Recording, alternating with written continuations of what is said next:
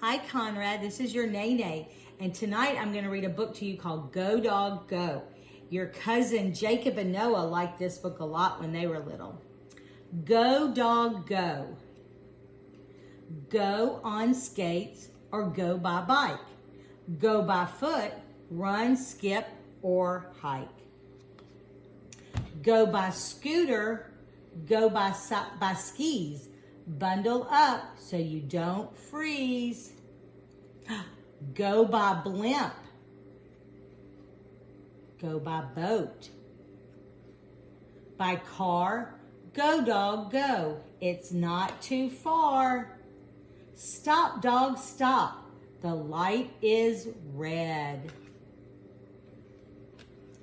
Go dog go. It's green.